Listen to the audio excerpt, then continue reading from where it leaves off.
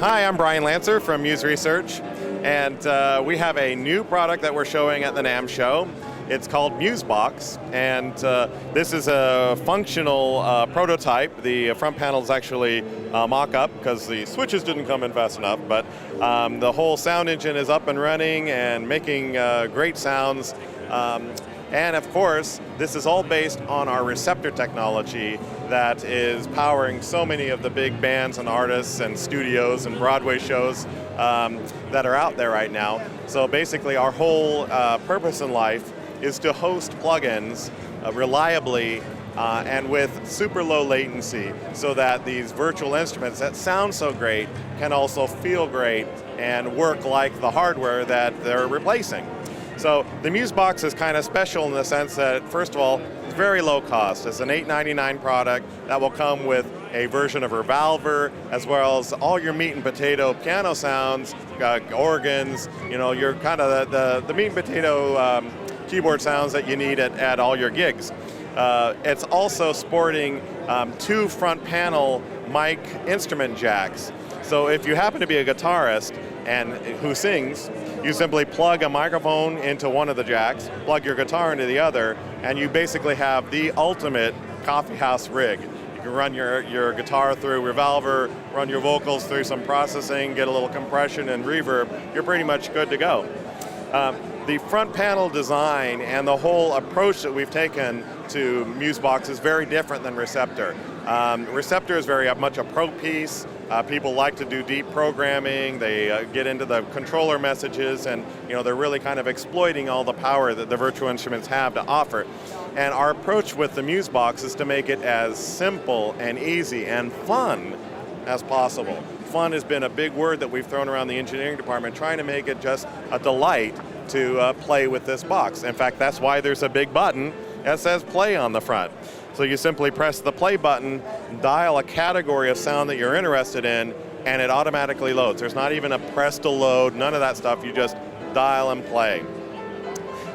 The architecture of the Musebox is 2 virtual instruments and 2 effect slots, plus a mixer section. So we have dedicated buttons for the synthesizers, the 2 synth slots, the 2 audio slots, and then we have a mix button here, plus an edit and a setup. So the functionality of the box is very, very flat, very, very simple. And the wonderful thing is that it takes a lot of the clutter of a typical host, gets rid of that, and just puts the plugin right in front of you. The beautiful thing is it sounds great, just like every Receptor, plays with super low latency.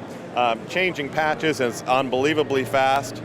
Go from Marimba, Music Box, Vibes, and basically everything's categorized for you. And we do this because what we have found is that there's all these great plugins out there, and some of them have obscure names, which is cool from a marketing perspective. But if you're a musician and you're looking for, a dark cello sound, it's sometimes hard to translate what the presets is named by some developer into what sound you're looking for. So we have a function called Sound Finder.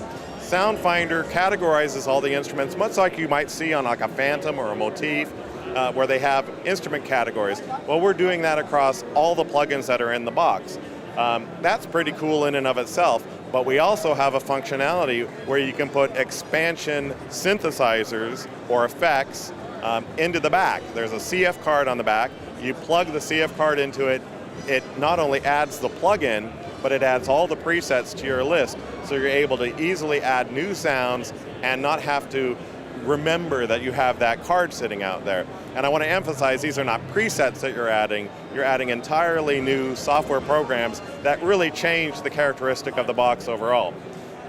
Since it is based on Receptor technology, it also has Uniwire, it has Receptor remote control, so you can control this thing either from the front panel or from a mouse, monitor, and keyboard that you attach to the back, or over Ethernet with a laptop, either a Mac or a Windows machine, doesn't matter. You can also do that functionality wirelessly because the networking that we have is completely compliant with standard Ethernet devices. It also has Uniwire, so you can run it from your computer, basically harness the sounds and the power that is inside the Muse box inside your host. And there's a bunch of information online about Uniwire if you're interested in that, but it's pretty detailed. Like I said, the expected retail price, $899. We'll also have a hard drive model available. In fact, we showed at the press conference yesterday a version of this with a hard drive with Ivory installed. So this thing actually will run Ivory plus a number of big plugins. I do want to say that it's not a receptor killer, right? Not at $899, but it will run a large number of popular plugins, and the emphasis will be on solving musical problems, right? So I like the idea that you have categories and you don't have, it's almost developer agnostic. Yes. I just want to hear 50 xylophones. I don't care who did it. Exactly. And I think that's a marvelous thing. Yeah. We're really trying to make it much simpler. All along, the whole inspiration of Receptor was how can we take all this cool technology that's being developed in the software world and bring it to people who are players.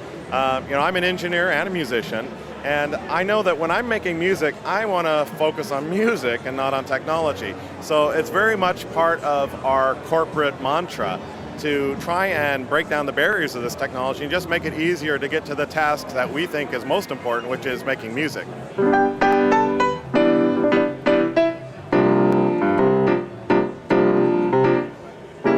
How easy is it to update? Because one of the issues in the whole industry is that you constantly have instruments evolving with new features and like that, and with the Receptor, it's pretty easy to update things. And is it going to be the same thing with the Muse box? Yeah, this is going to be a little bit easier, actually, than Receptor, in the sense that we have a CF card slot on the device, so you can actually get a CF card update, plug it in, and the software will update locally. So you don't actually have to connect it to a computer to update it, although we will also support Ethernet-based updates as well. And we're trying to, make the installation and update of software as simple as possible. And that's the way we're currently planning to solve that particular issue.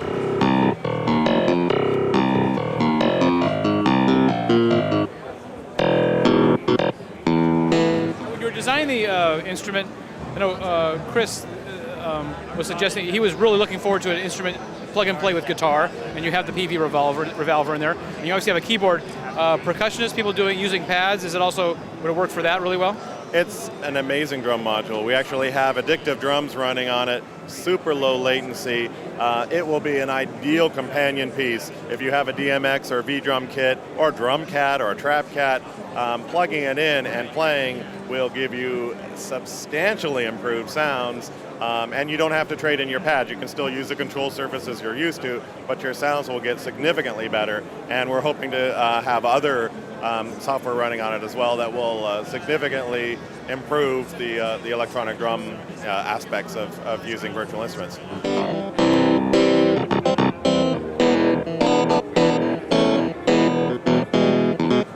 In the back, I want to look at the connectivity of it. What's the I/O like? Sure.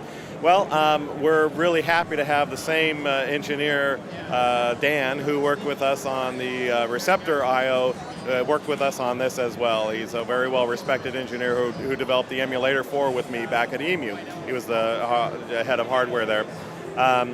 The product is all very high-end 24-bit codecs with balanced inputs, balanced microphone front panel inputs, high-Z guitar inputs, quarter-inch jacks everywhere.